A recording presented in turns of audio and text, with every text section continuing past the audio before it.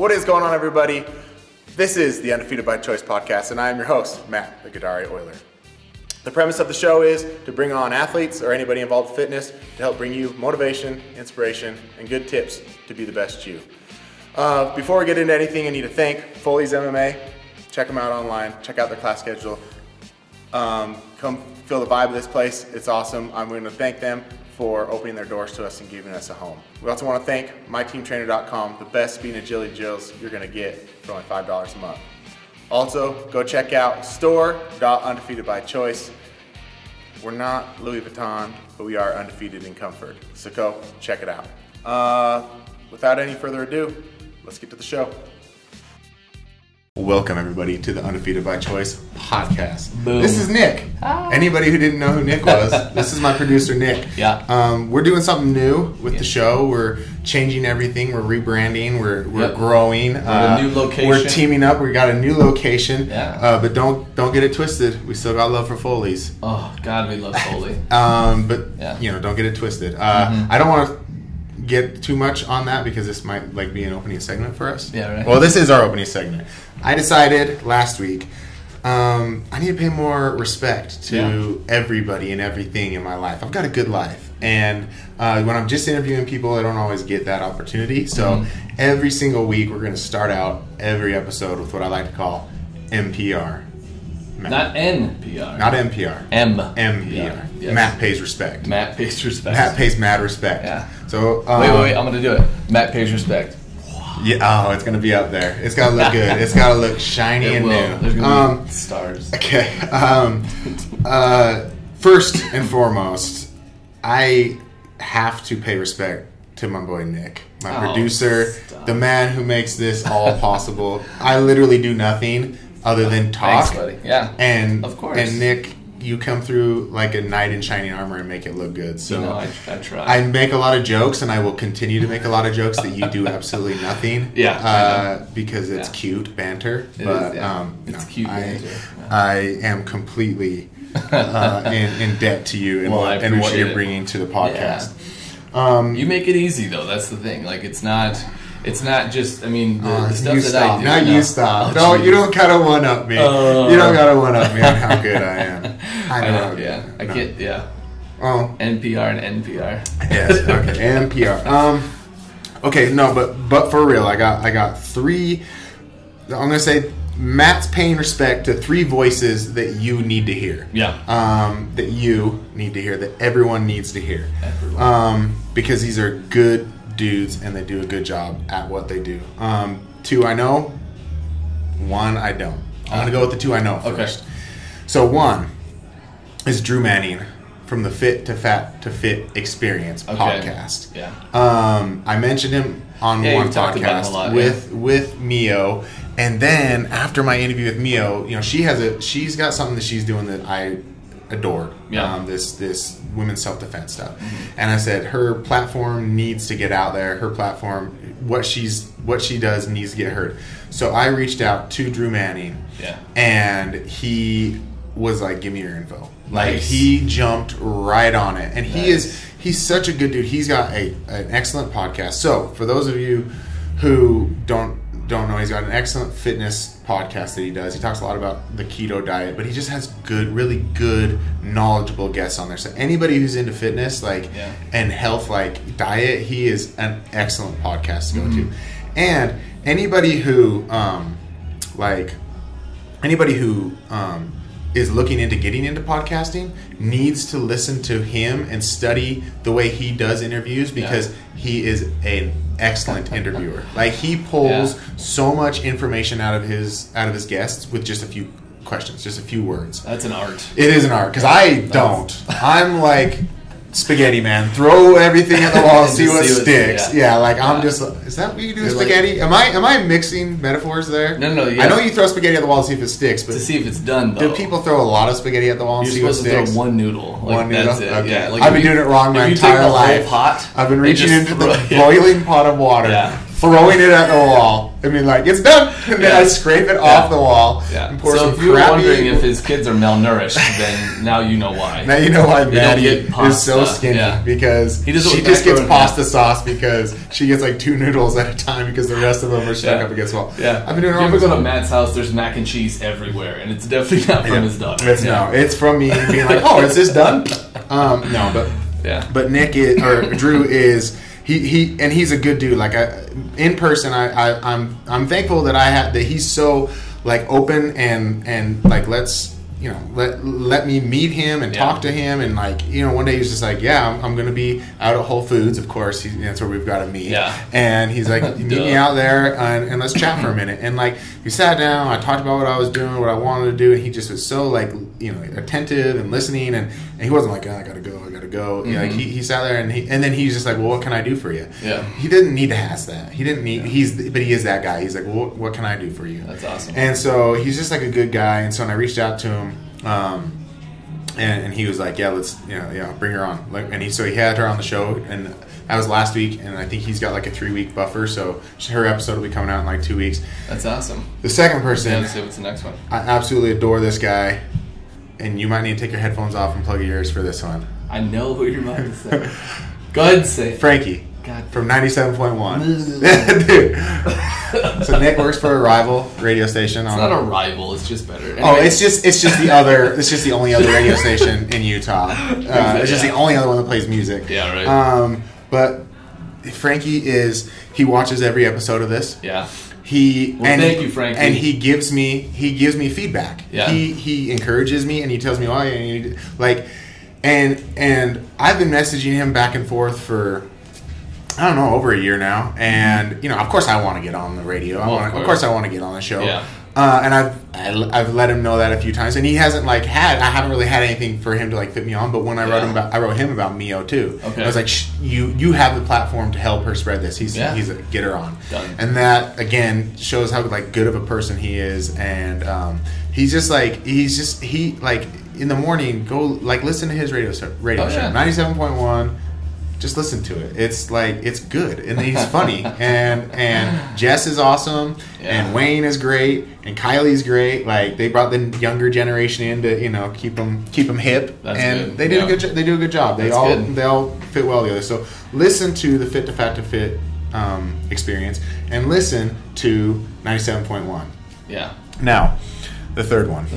This is my saving grace. Okay. And I need you to pay attention to me. Wait, hang on, let me focus. I need you to get in here real quick. Okay. I'm listening. Let me put the snap back on. So you know how busy I am, right?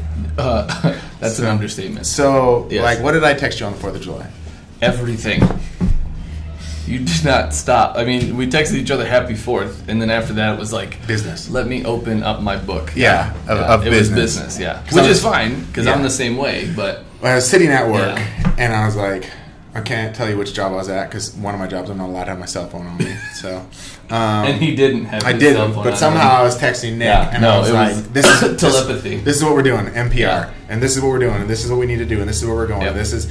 And so my mind is constantly on business, but every I need a break every day. Mm-hmm. Like I need that about an hour of just escaping like the grind. Mm-hmm. And there is one podcast that does it for me. Yeah. And it is from Nosotros Papaya, The Captain, and The Slept King. My hero. Okay. Bobby Lee. And the Tiger Belly podcast. Nice. I watch it on YouTube. You were telling me about that. I watch it on YouTube because I like to watch it. Come on, man. Turn that phone off. Come on. Our guest is over there. Anyways, get back to Tiger Belly. I cannot tell you. It's the funniest podcast. Yeah. Like, name a funny podcast. Name a podcast you listen to that makes you laugh.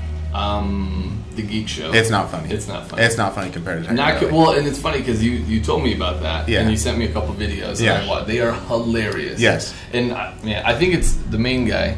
Bobby. He the is, captain. Yeah, he the is Slept King. hands Call him down, the Slept King. Don't call him Slept King. I apologize, Slept King. No, hands down, he is one of the funniest dudes out there, and just their podcast is hilarious. You're right. Like They did mention like they wanted to have like a birthday party. I think Bobby was saying, or the Sun King was saying, and for their diehard fans. Mm-hmm. I think they said in August at Buca de Beppo and in California. Back to what? Buca de Beppo. Buca de Beppo. Buca de Beppo. I got nothing. Dude, I'm like, and they're like, maybe we should have people do video submissions. So this is my video submission. So Nick, literally, I'm telling you this because you have the ability to frame all of this and then send it to them. Yeah. And say, okay, I never watch your show because I don't do what Matt tells me to do. Yeah, no, I don't. Yeah, I don't watch it because I'm an uncultured swine. I sent you their links, and I primarily sent him the links because I was like, Nick, I want to steal these camera frames. These are the frames I want to do for the show. Yeah. When we get multiple cameras, I want to. And I did watch the ones that you did send me. Okay. Not just for camera frames, but also because I wanted to watch it. I laughed. Then like you a lot. Loved it. Like I did change my diaper. Like Bobby talks about like.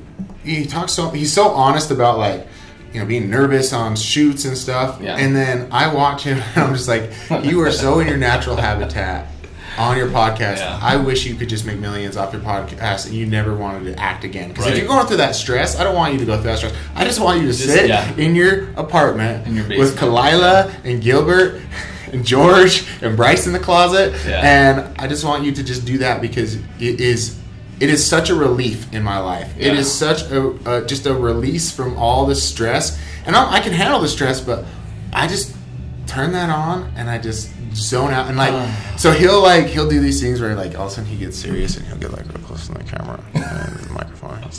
And literally I'm like getting closer to my radio or my phone or whatever I'm watching. I'm on radio. What is about to happen? And I'm like, what is radio? about to do you listen to it on your transistor radio? I go back in time. I go back in time to listen to Tiger Belly. Yeah. I just like tinfoil on the antenna. You know, I want to pay respect to people that I know, but I want to pay respect to these people who are these outside influences who honestly like I'm not. This isn't a comedy podcast. This isn't like a funny podcast. Yeah.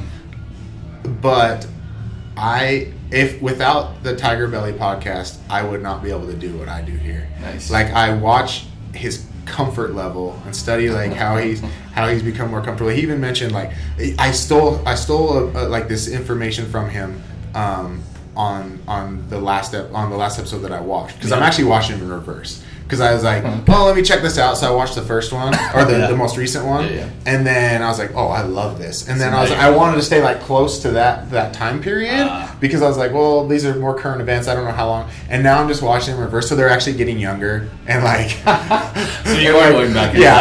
There's becoming less and less stuff on their desk, and like things are getting less organized, and I'm noticing like everything's disappearing, and the video quality is getting more. Yeah. So the last video I watched, Kalila, his girlfriend, was she was telling a story that had like a punchline to it, had a joke to it, and like everyone was just, so it was kind of like an older one, and they were just like, hey, like you took your time telling the joke, you didn't rush through it, you knew the punchline was coming, you didn't push it, you didn't force it, and like they explained to her how comedically she did, and I was like, oh, wow, that's a comedic piece of advice that they just gave out for free. Yep. Like people go to classes to learn that type of stuff, and they just gave that out for free. So if you're, a comedian, you should definitely be watching. I mean, I don't want to be a comedian. Yeah, I don't know how you could. I would suggest be a comedian and not.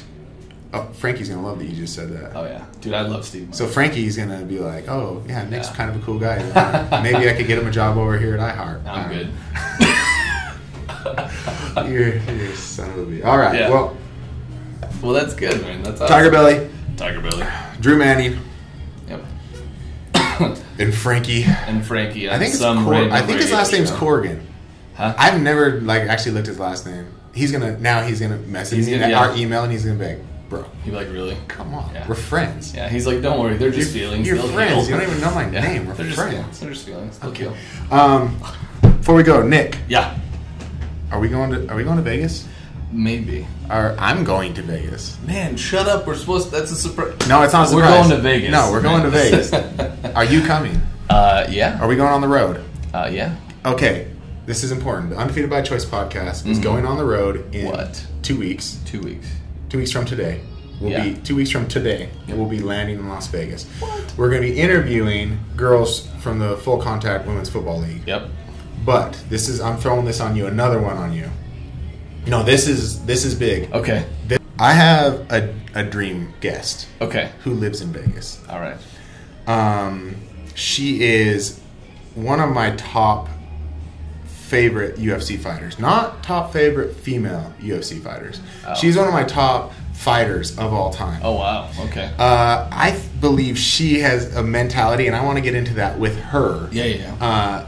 But she has a mentality above 90% of the people in the league, and that's that's my big thing. Yeah. Is like how you think. Exactly. And I follow her on Instagram, and I've been watching her career, and she's one of my top, probably one of my top 3 fighters. Okay. Favorite fighters of all time, and she lives in Vegas, Mm-hmm. and we're basically friends at this point. Got it. Because I responded to an Instagram post that she posted on the 4th of July, and Yeah. she liked it. So basically, Yeah, it's getting serious.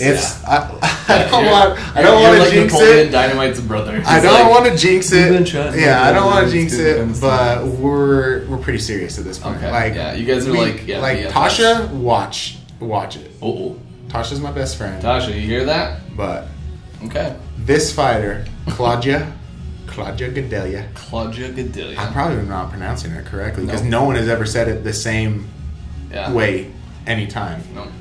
But Claudia Claudia. Gadelha. Claudia. Okay. She is she's my number one get, and I know people would be like number one get for the podcast. And I know people would be like, "Hey Matt, why don't you like establish yourself? Why don't you get better at No, Mind your business. I'm gonna jump in the deep end. Yeah. So Both feet So with ankle weights. I'm going to sink or swim with Claudia Gadelha on the podcast. So your job is to frame this No pressure. conversation Okay. and get it to her. Got it. I think I might have a few people. I know a person at Extreme Couture, but I don't know if we're close enough for me to call in the favor. Yeah. So I'd like you to do that all first. And I got friends in high places, so.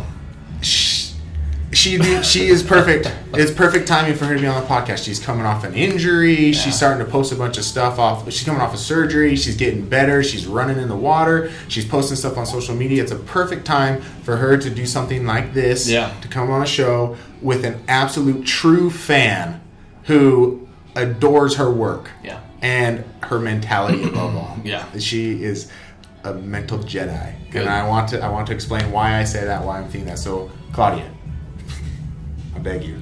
I beg of you. I do I as beg well. of you. Here's the thing. If Nick can't get you on the show, I'm fired. Nick's fired. So, Nick's fired. That I'm saying it right now. Nick, you're fired. no pressure. No pressure. Claudia. Nick, you're fired. You're Yeah. gone. You're gone. If you can't get her, you're gone. We have to get big Fair names. enough. We have to get big names, and she's the biggest name Yeah. that I want. Yeah. And so, If I can't get her, I'm just going to find a fighter and have her wear a sign that says Claudia. not good enough. No, With I a- will know. with a paper mask. I will know that it's not her. I know I you will will. know that it's not her because Awesome. I will ask her about her mental thing, and I'll be like, "That's not that." That's Claudia not wouldn't her, think yeah. that. So, anyways, all right, we're gonna wrap it up. Yeah. We're gonna get to our guest here in a Yeah. second. Zach Colohan. He's a head coach of Sandridge Football Junior High, Yeah. and the reason I brought him on is because I need to pass the torch to him. Because Okay. I was a coach at Sandridge Oh. for 3 of their championships. Oh, wow. So if he wants to win, I was going to say, then he needs your he advice. needs to. Yeah. He needs to listen to me. He needs. Okay. So, Yeah. anyways, we're gonna come right back. When we come back here, I'll be replaced. Nick will no longer be here. Zach will be here, and we'll get to the show. Yeah. And we're back here with Zach Colohan, an old friend of mine. I didn't want to get too. I didn't want to explain too much that we've known each other since we were babies. Yeah. Since we were little babies, and now you're taking over a position I already filled. And my number one question for you is, how dare you? Right. How dare you think that you can come in to my house and rebuild what I've already established? I know. It's well, the guy came after you was not good. He didn't do it. So they kicked You, him out, yeah. and then they're like, "We got to get the closest thing to Matt." Right. Was me. And it was you. I'm your before photo is the problem. No, how dare you? No. No, you are not the before photo. You are. I have to say, you influenced me on the field in a way that you don't understand. And let me tell this story because I love it. It's one of my favorite stories to tell about you. We were playing the rival Bonneville High School, and it was kickoff. I believe we were kickoff return, and you were blocking this guy, and you actually knocked him out of bounds and were blocking him. And so, of course, he got mad and started pushing you back. And so it looked like you guys were about to get into like a scuffle. It looked like you guys were about to get into a fight. And then you like got this big smile on your face, and you were like patting him on the helmet like you were being nice to him, but you were talking so much crap. Like the ref came running up because you guys were like getting into it, but then you like patted him on the helmet and were like, yeah, like patting him on the butt. And I was like, that is genius. Like, because the ref saw it and then stopped. And so you were able to like do more. It was pure genius. I was just whispering sweet nothing. You were talking so much crap. I can't say any of it on air. But I was like, he's a genius. Zach is a genius. That was the best thing I've ever seen, because I've never thought to do that. Like, if I'm going to be tough, I want to act tough. But no, to put a big smile on your face and act like everything's great. It was beautiful. What will piss you off more, a big smile or someone yelling? Yeah, exactly. Right? A big smile, like what that was. It was beautiful. So no, you are not the before photo of me. You are what I have strived to be my entire life, Zach. And I'm so happy you're at Sandridge. I'm so glad that like you that you took that position, because you've just been doing rec for the most part, right? Just coaching your boys up through rec, and now your boy's up at Sandridge, right? Nope, he's still sixth grade. He'll be a sixth grader this year. Oh, so you're going on without him. Yeah, it'll be weird to not be coaching your son for the first time. So how long? I mean, because I know when I got there with Doug, his plan was to go through his plan was to go through all through Jaden's years, and then I think all while Jaden was through Roy, and then he was only there for 5 years. That we were there together. I think it was 5 years. I think we were there for 5 years, and we won 3 championships while we were there. Yeah, I think you got that's not too shabby. Not too shabby. Hey, if I can get half of that, I'll be good with it, right? I'm going to give you the secret today. Okay. I'm going to give you the secret to winning championships. But I want to know, like, what are your goals? Obviously your goal is to win. But do you have goals outside of that? How long do you plan on being there? What are your goals after? Let's get a little bit into, like, what your plan is. So my plan is to be there till my youngest is coming through, and he's 5 years old right now. Oh, really? I'm in it for it. As long as they'll have me, you know, and as long as we can do good things with the kids, you know. Yeah. Obviously, everyone wants to win. Yeah. You don't get into coaching because you want to lose. Right. But, I mean, the main goal is they're successful at the next level, you know. Like, if that's what they want to do, you're going to be successful in this next level, you know. I mean, we want them to go on and play high school football. We don't want them to quit. You know, that's the high school's having problems with kids wanting to keep playing. Yeah. You know, because you get coaches in there that, you know, aren't good with the kids, win or lose, and kids are quitting. Like, this is stupid. Why am I doing this? I'll go play soccer. I'll go there's too many other sports right now. Yeah. So you need it. And so when you're saying kids at the high school, are you talking specifically about the high school that feeds from yours, or all around? I think all around. All around, this is becoming a problem? Yeah, I think kids are, you know, they find a different sport, or they find a coach they like. Yeah. And they're sticking with that sport, you know. And I think you go from having 40 kids on each junior high team that feeds Roy, and then you got 40 kids total at high school, you know. And that's a problem. Yeah. You can't compete with Salt Lake schools and, you know, and these bigger schools. You just can't do it. Yeah. So what is your secret to coaching? I mean, I know you personally, so I know that you're a likable guy. But if you had to put it into words, like what is it your strengths of a coach are? I would just say loving the kids, man. I think you know, putting your arm around a kid and getting him to realize that he can do it. Is huge, you know, and me being able to do that with kids, I live for that, you know. Like, it's just funny that you say that, because knowing you and having played with you, you did not seem like the player that cared one bit if your coach liked you or not. Like, I don't think you cared if Anderson liked you. You were, so it's funny that that's your strength, right? And that's what you go to, is actually be like the soft-hearted coach, when growing up you were the one that you didn't care. You weren't there for them. No, I wasn't. I was there for myself. I've changed a lot since I was 17 years old, but we all have. But you know, so not me actually. I've actually remained the same. I'm still a child. Yeah. But I mean, my favorite coaches, you know, I look back and I'm like, I mean, Buckwalt was my junior high coach, and this interview right now. Who was your favorite coach? Well, he's one of my favorite coaches, Coach Buckwalt. Yeah, he would tell us. I will fight you right now. Let's go. Come on. He is the worst coach in the history of coaching. Well, hear me out. He would tell me how terrible I was. Yeah, what a piece of crap I was. No doubt about that. You know, all these things, but I think he cared about me. You know, like it was. I could tell he cared about me. He'd tell me like how terrible I was. How you suck, man. Like you can't block anybody. Like what are you even doing out here? You know. But I felt like he cared. You know. I mean, I could have been wrong. He could have fooled me. Okay, so we need to get Nicole Detling in here.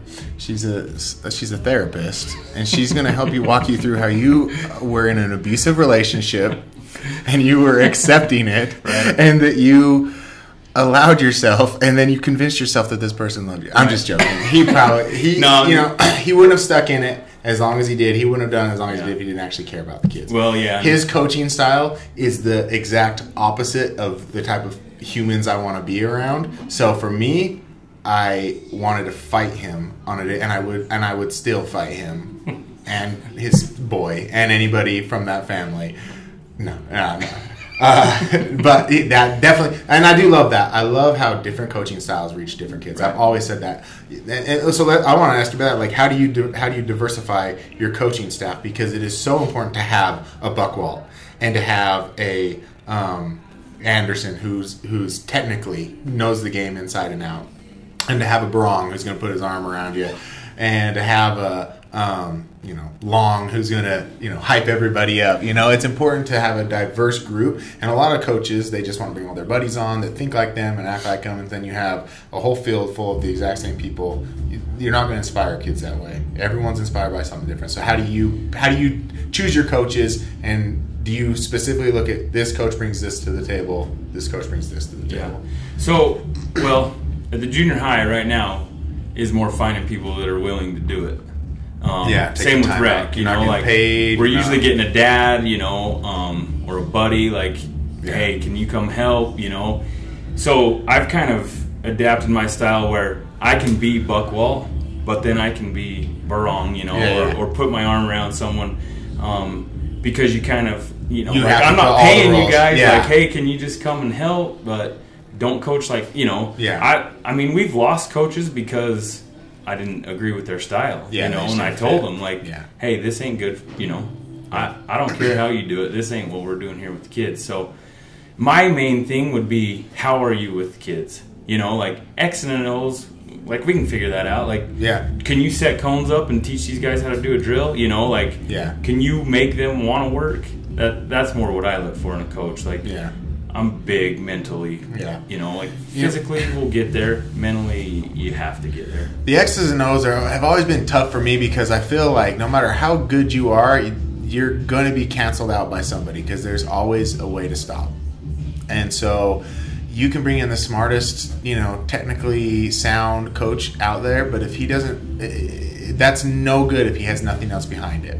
And I felt like that was our high school experience. I felt like Anderson was a great X's and O's guy, but I don't feel like he motivated us to do anything other than hit the weight room. Right.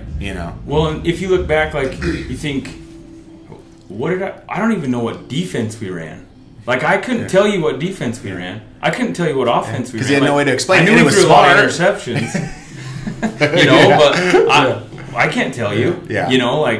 I can tell you the games we played, or I can tell you, a certain drill that I loved, and like this is the one, you know. Yeah. Are you one of those players that like remembers games and like scores? Nope. And okay, no, man, those kids. I'm like, what? How do you remember? They're like, remember when we played Mountain Crest our sophomore year and it was snowing outside and the score was 27-3 and someone threw an interception in the third, and I'm like, no, I don't remember any of that. I remember I've played in the snow before. I remember like being cold and being like, this sucks, but I don't remember that. I'm always like, how and why is that information that you store in your brain? You only have so much data. Right. You only have so much storage space. Why are you filling it with that? But I just wanted to find out if you were one of them. No, but one thing, we lost so much. Like, we won one game when I was a senior. So you do remember? So I do remember that one game, and I remember we lost every other game. So was it the? Oh, it was Copper Hills, and we thought we won the Super Bowl. Like the whole crowd rushed the field. Yeah. I remember that. I'm 3 years younger than you. I thought I was only 1 year younger than you, but I'm 3 years younger than you because my junior year we won a few more games, and I think we did about the same my senior year. But my sophomore year, yeah. Well, you guys had me starting. You had a sophomore starting, so that tells a lot for your team. And I look back to, I'm like, and this goes with mentality thing. Like in junior high, we played for the championship. We go to high school. Well, they've been losing for so long. They're just we're gonna lose. Yeah. No one was down with getting everyone mentally on board. And that was one thing that when we were at Sandridge, we pushed. Like, you changed the mentality of this school. You changed the mentality of we're just Sandridge. I mean, Doug would always say that. They think we're just Sandridge. They think it's just Sandridge. And so we use that as fuel. We're like, we're just Sandridge. Like, yeah, they're going to find out what just Sandridge means. And so, and it did. Those kids went up into the high school and did a lot of good things and had a lot of good years. Changing the mentality at this age is huge. So how are you going to start to instill that? Like, what's your I guess idea for starting to change the mentality? So with the Sandridge group, they've lost in 7th grade they were decent, but none of them played. Yeah. Right? They still played rec. So all their rec years, I think their first year they were okay, but then after that they're like 1-7, 2-5, whatever it is. But just not winners, you know. And they have the kids to do it. It's just getting them there mentally, and I'm on them every day like, hey, you gotta win. Like, I mean, winning's a habit, losing's a habit, right? Yeah. Vince Lombardi says that. Yeah. So, win in your drills. Win when you run a sprint. Don't be the guy that's just gonna lose. Don't beat the guy that beat you last time. Yeah. Like, win at hitting this guy. Yeah. Whatever it is, win at it. Yeah. Like in life, you gotta win. You drink water. You're the best water drinker. Yeah. Be the best at whatever you're doing. Yeah. Like, are you writing a sentence? Be the best at it. And getting them to realize that is tough. But, well, I mean, we're going to push it. It is. It's just, and at that age, it's just the consistency of always being that. Always putting that in their ear. When they see you, they know the words win are going to come out of your mouth. So that when they step on the field for you, they know you expect winning, because those are the words that are always coming out of your mouth. When we were there, that was like Doug's thing. It's like, oh, we're just saying, like, chip on the shoulder always. Even into our third championship, we still had that chip on our shoulder. Like, they still think we're just Sandridge, even though they didn't. Even though we'd won the championship 2 years prior, and they were like, oh, Sandridge is a team to beat. We still were like, nope, chip on our shoulder. They still think we're crap. They still don't give us the respect we deserve. They still don't do that. So that was our mentality, is like the chip on the shoulder mentality. And so, doesn't matter really what the mentality is, as long as it's a mentality of that's going to motivate them. Yeah. And if your boys respond to win, right, then stick with that. Right. And I mean, like, obviously we don't want to be like, hey, if you don't win this game, like, it doesn't mean you ain't trying. Mm-hmm. Like, you still got to try 100%. But like, kind of an example, we were scrimmaging TH Bell, and just this past week, and my old self came out, and this kid just keep running his mouth to our guys. And our guys, like, just put their head down, walk back. I'm like, no. What are you doing? Someone needs to talk to him and tell him who you are. Yeah. You know? So he keeps running. I'm like, are you kidding me? So I just went out and I'm like, oh, all you can do is run. Like, I'm talking crap to a 14-year-old. I'm like, guys. And then I went back and home. I'm like, I can't be the only one talking crap to this kid. You know, I look like an idiot. You guys got to step up and be a man. Like, defend yourself. I mean, there are, the times that my coaches got in fights, I was like, they're down for us. Like, they're ride or die. Like, honestly, as childish as it is, and as like for a kid, like sometimes you need a little bit of that. I feel because I was like, he's for it. Like, he's down. Coach will throw down if he has to. He loves us. Yeah. And for me, I never looked at that and was like, oh, he needs to grow up. And you can't. You can't be yelling at a 14-year-old, but just a little bit of that spoke to your boys. Right. And they're like, oh, coach. Right. The coach expects us to stand up for ourselves. Yeah. It's definitely calculated. Everything's got to be calculated. Like, they're watching. Just sitting there watching this, like unfold. Like, come on, like somebody's got to, like, who's going to be the leader? And that's the other thing. We don't have a leader that's going to step up. And so, like, just like I told you, the buckwalt can come out in me. Like, our practice is down, everybody's down. Like, get on the line, we're running. Yeah. Like, hey, you don't want to come and work hard? Let's run. Yeah. So we'll get them there. Yeah. Get them there. So what's your off season schedule look like?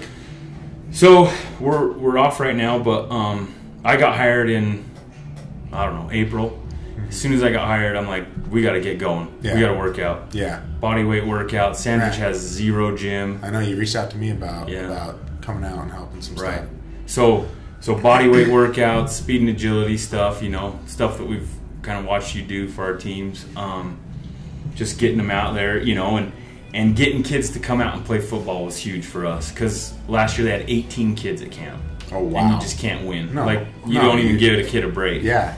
So we were just on the hunt. Like, you play football? Let's go. Can you play soccer? Yeah. Let's play football today, Yeah. So just recruiting kids to play football. And we took 40 kids to camp. So nice. Yeah. So we ended in June, and we have off in July. Start back up in August. We'll go body weight workouts, getting them in shape.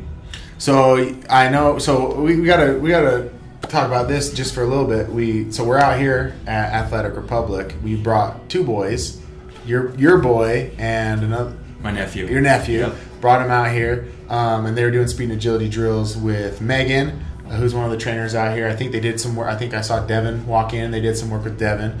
And we're going to have Devin come out and work with the team next Thursday or in 2 weeks? No, 3 weeks away. Yeah, 3 weeks at your camp. Yep. So there's going to be a lot of kids there because it's your camp, but also the city camp, right? So, and that is, so having the kids come out to do stuff like this or having us come out to them, the one thing is just that I always pushed when I was coaching is just you have to do more. You just have to do more. We talked about X's and O's and how important they are. The key to success is you work harder than the other guys.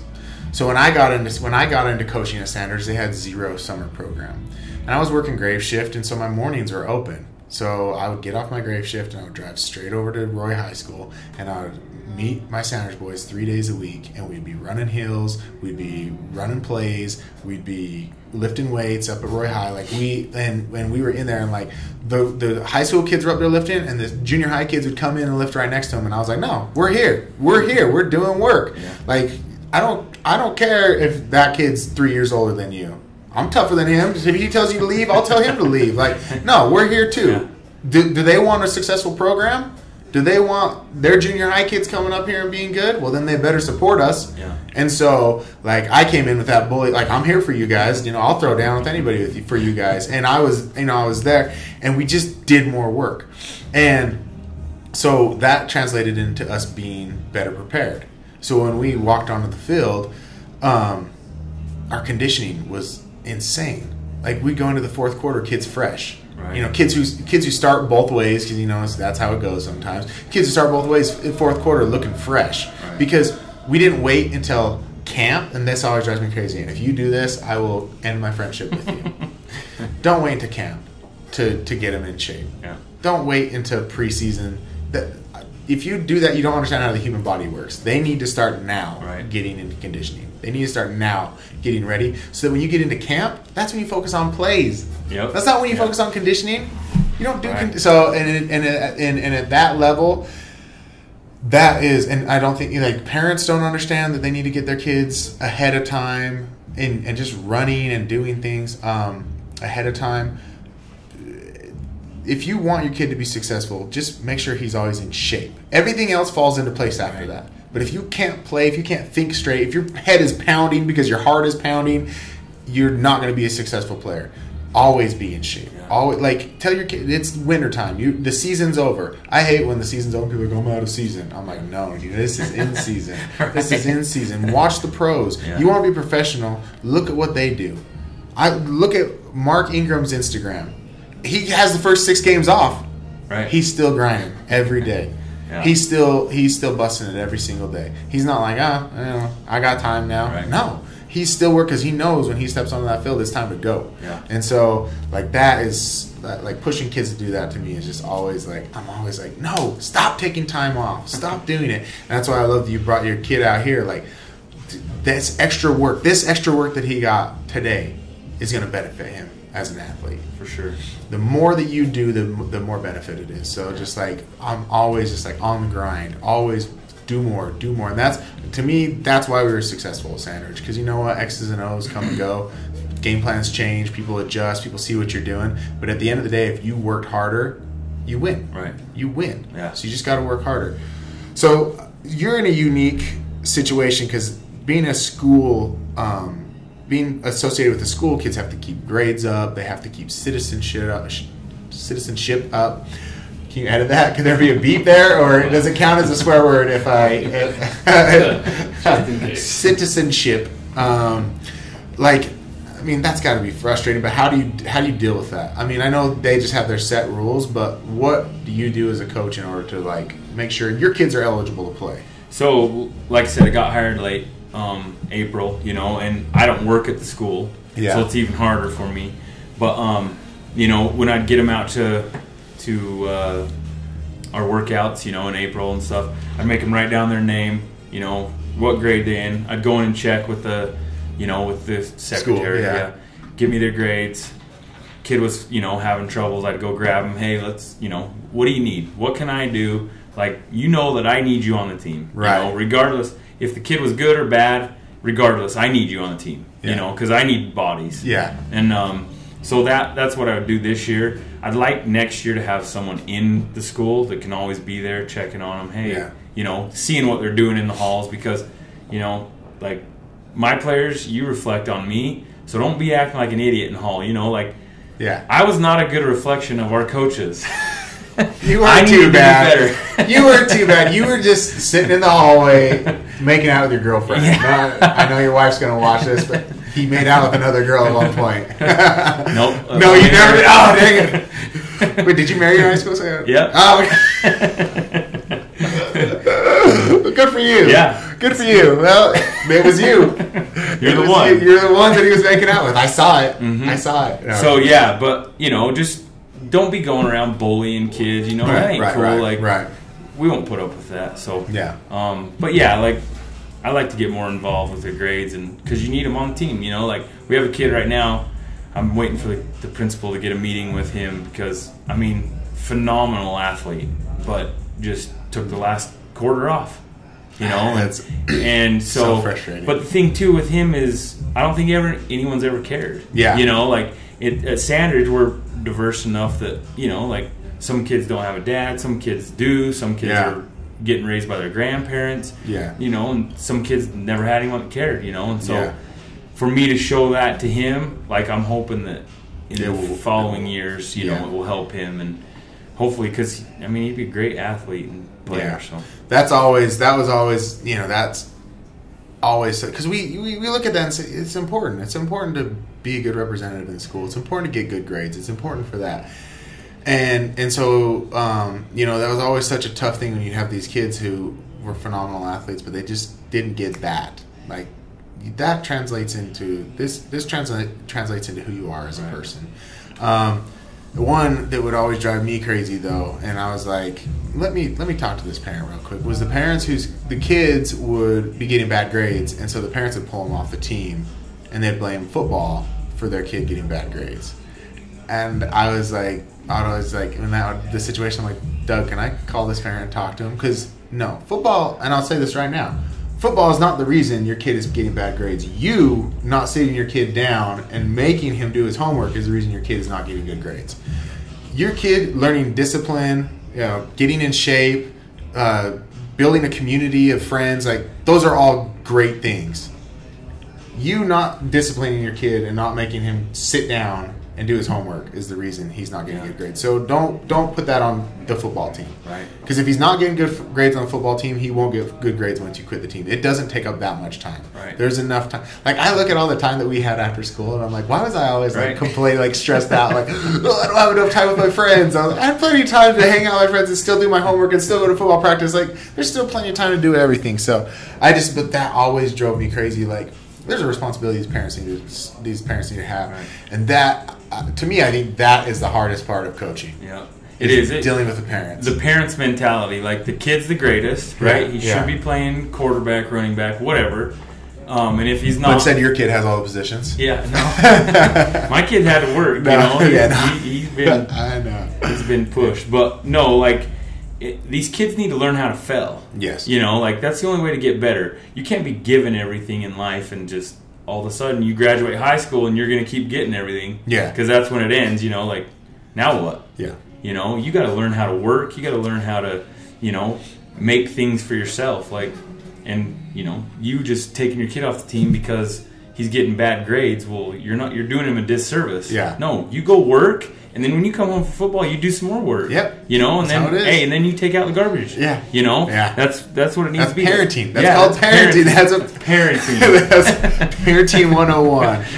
There's a good quote if I can remember it, but it's like has to do with your reflection of a parent isn't how good of an athlete he is. It's like how hard he's working. Yeah. I don't know the exact 100%. quote, but no, it makes complete sense. No, it makes. We could probably make up a meme for that. Yeah. Throw it on the podcast. No, there's a meme for everything. No, but that makes complete sense, and that's exactly what it is. Like there was a parent we had that was his son was the star, and he wanted him to go up to the high school because he thought it'd make him look good, but his kid wasn't ready. And it showed, and there was a whole big, situation about it, and it really was like it came down to his dad's pride about him playing up at a higher level as a freshman, and he wasn't ready, and his son said, like, I'm going to stick here, I'm going to stay here on the team. And then the dad kept going back to him, well, you sure you don't want to go up? You sure you don't want to go up? So finally he got the hint that his dad wanted him to go up.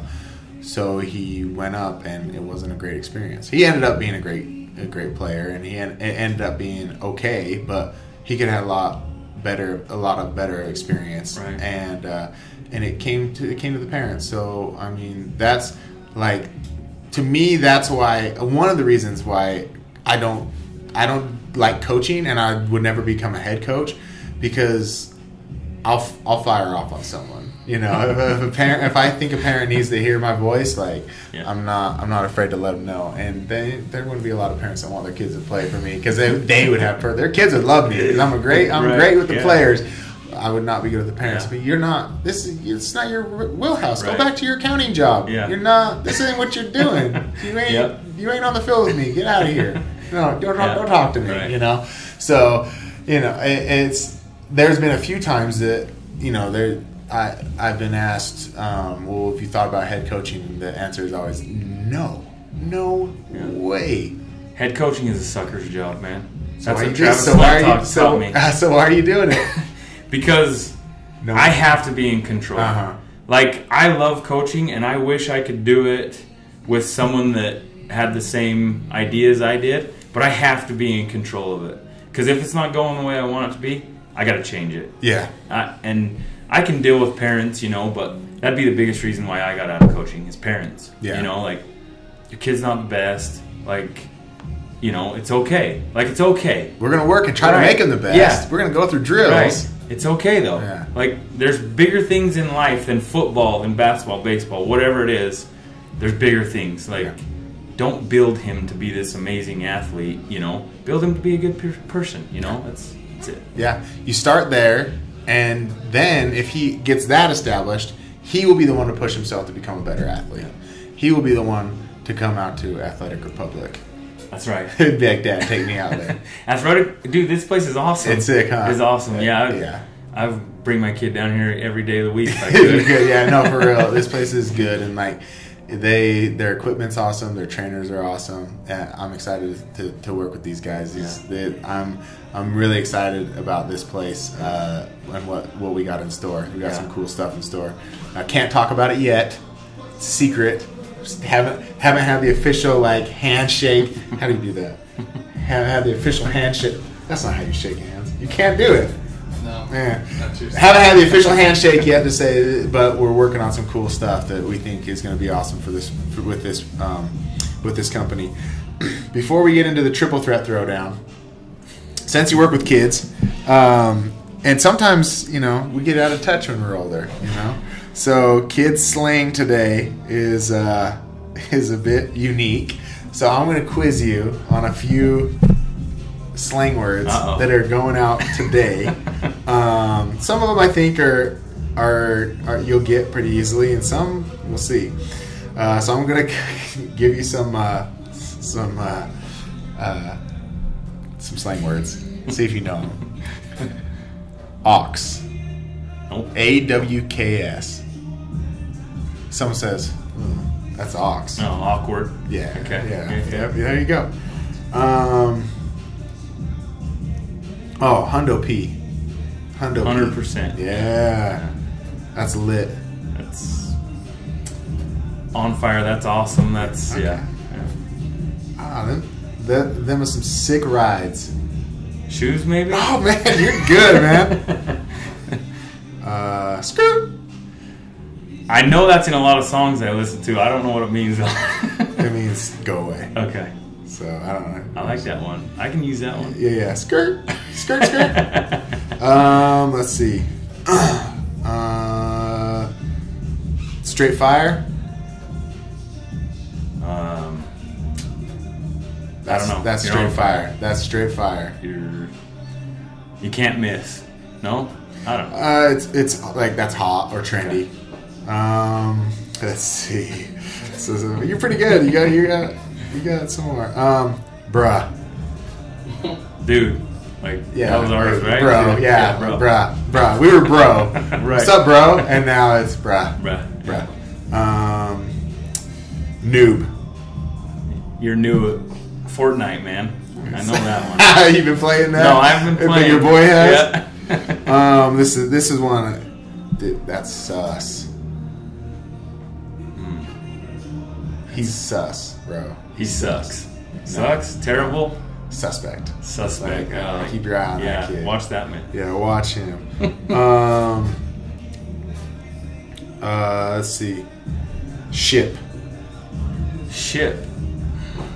We used it different. I don't know. Relationship.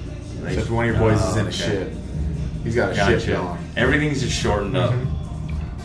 Yeah, these generations, they don't. We had like, I don't know. We had different, and ones that whatever like made a little more sense. This is just everything's just shortened. Let's see.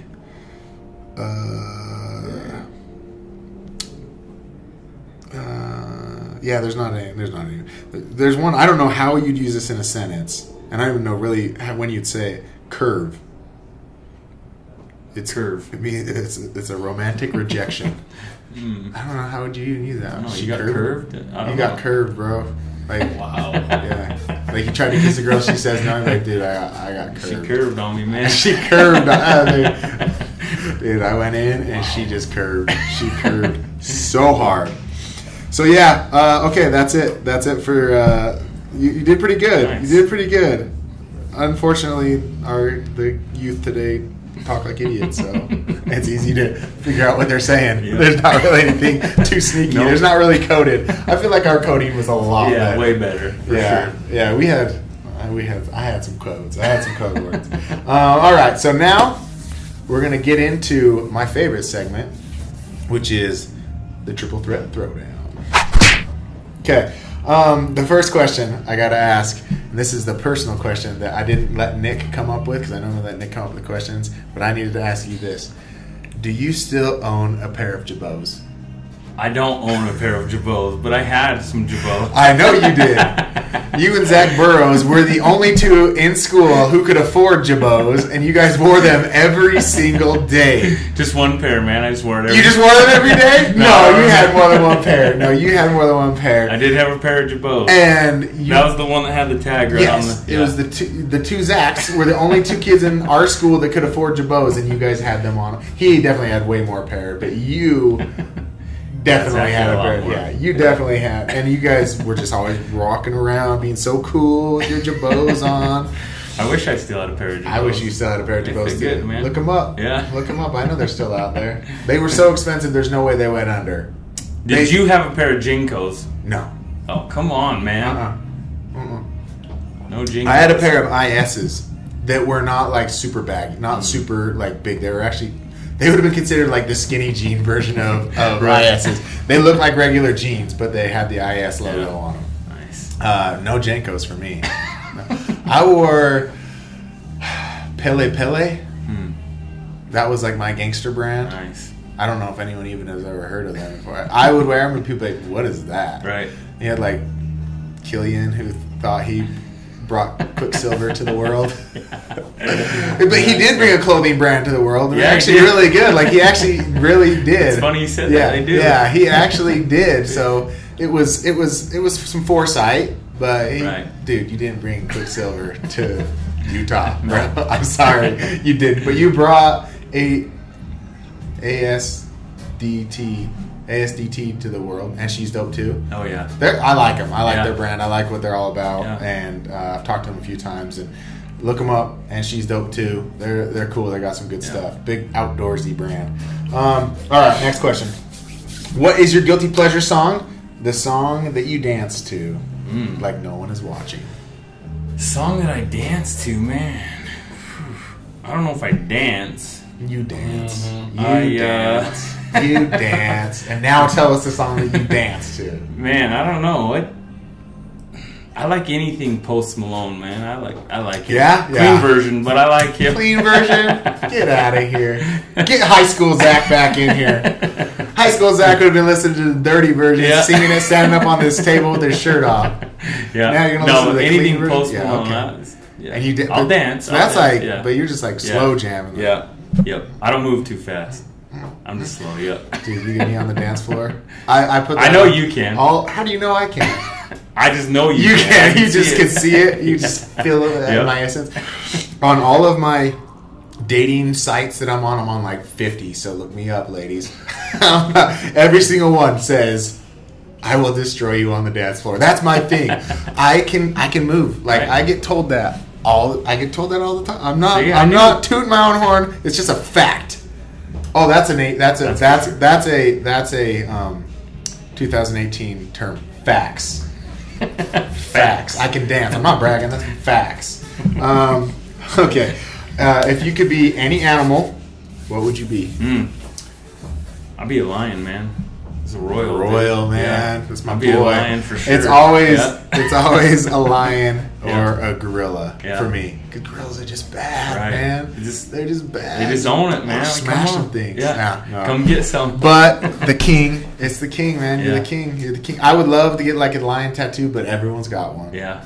I know I'm always like, I'm the king. Like, I just have to tell people, like, I'm the king. Right. But I can't be like, I'm the lion. I get it. Dude, thank you for being on the show. Good luck this year. Let us know if we can help you with anything. I'm excited to get Athletic Republic out there, working out with the team, helping everybody out. Nick, one thing I want to talk about during NPR is we need to get a water sponsor. Okay. Can we get a water sponsor? Because every episode I drink a gallon of water. Yeah. And like I was thinking about on the way up here, I'm like, dude, I need to get in the water business. Yeah. Well, I don't need to get in the water business. I just need a piece of the water business pie. Yeah. Water is the essence of wetness. It is the essence of wetness.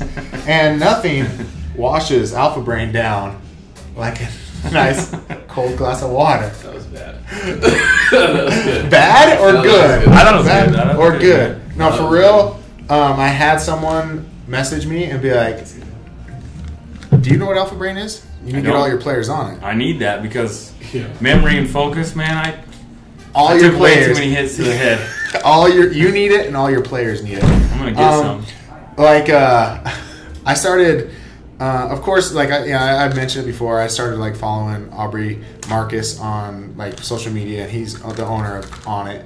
And so I'm always into like, how can I think better? How can I think more clearly? How can I help my brain? Because like you, I've taken lots of shots to the head. I grew up playing football. I do MMA. So I'm always like, how can I counteract all the damage I've done? And so I came across this and I was like, I need, I'm building a business, I'm building a brand, I'm building this whole thing. How can I think better? How can I think more clearly? I came across Alpha Brain, started taking it, and I like it, man. I'm to the point now where in order for me to feel like, I'm really focused, I'm probably at like 4 pills. It says 2s, like so you build up, maybe it's, you build up an immunity to it, or not an immunity, but when I'm doing a podcast, it's 3 or 4 pills. And then, dude, I tell you, the drive down here, I'm 4 or 5 moves ahead. I'm moving through traffic, but seamlessly and I'm focused. Let's see.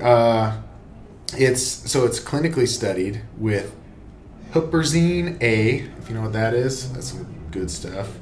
And bacopa extract. And I'm assuming those are plants. But it helps with your short-term memory, task-based focus, and it's certified drug-free. Everybody, I had a friend message me and say that she's like, I heard you talk about Alpha Brain. I bought it, and she's been taking it. She says I really like it. So shout out to Jules. Way to go. Way to support the Undefeated by Choice podcast. Anyways, people go check it out. We're not sponsored by him yet. We're hoping for it. We're not sponsored by him. It's just something I use. And so I'm going to keep talking about it until I get a sponsorship, because that's how life works. Anyways, brother, thanks for being on the show. Appreciate it. Everybody, be good to yourself. Be good to each other. I love you. All right, that's all we have for you. Thanks for stopping by. Don't forget to check out us on all our forms of social media. Don't forget to like and subscribe, to check out all other videos, and to go check out the website.